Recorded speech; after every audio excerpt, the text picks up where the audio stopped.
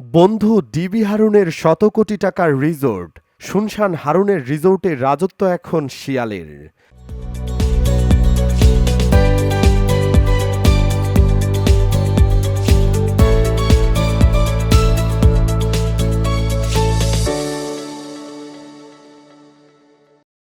আলোকসজ্জা, দামি গাড়ির বহর, নামে না হেলিকপ্টারও। পুলিশের গোয়েন্দা শাখার ডিবির সাবেক প্রধান হারুনুর রশিদের প্রেসিডেন্ট রিসোর্টে এখন দিনেও বিরাজ করছে শিয়াল কুকুর।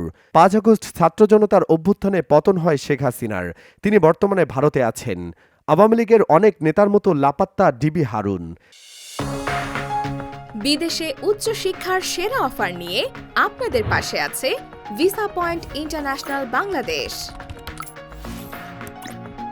৩ মাস না যেতেই কিশোরগঞ্জের মিঠামইনের হাওর ঘেরা তার বিলাসবহুল প্রমোদশালা পরিণত হয়েছে আস্তাবলে। গতকাল শুক্রবার সরজমিনে রিসোর্টের ফটকে তালা ঝুলতে দেখা যায়। কর্মচারী থেকে তত্ত্বাবধায়ক কারো টিকিট পাওয়া যায়নি। শুনশান ভুতুরে পরিবেশ, বিভিন্ন প্রাণীর চলাচলও বেড়েছে।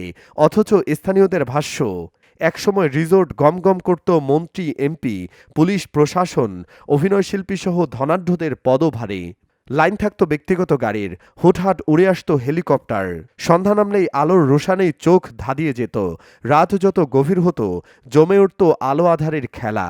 সে সময় একটি কক্ষ বুকিং পেতেও কয়েক সপ্তাহ অপেক্ষায় থাকতে হতো।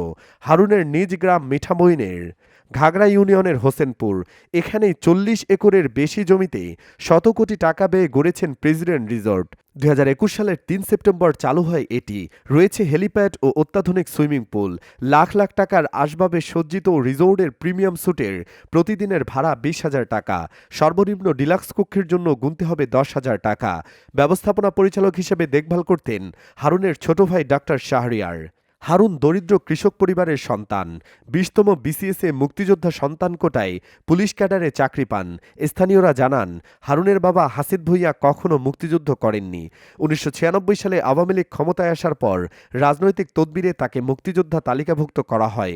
অভিযোগ রয়েছে, শেখ হাসিনার আস্থাভাজন হারুন অনিয়ম, দুর্নীতি, নির্যাতন, নিপীড়নের মাধ্যমে রাতারাতি অঢেল সম্পদের মালিক হয়ে যান। হেলিকপ্টার ছাড়া তিনি বাড়িতেও যেতেন না।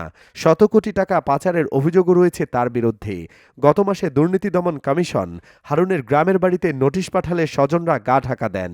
এদিকে রিসোর্টের জন্য ভয় দেখিয়ে জমি দখলের অভিযোগ উঠেছে তার বিরুদ্ধে।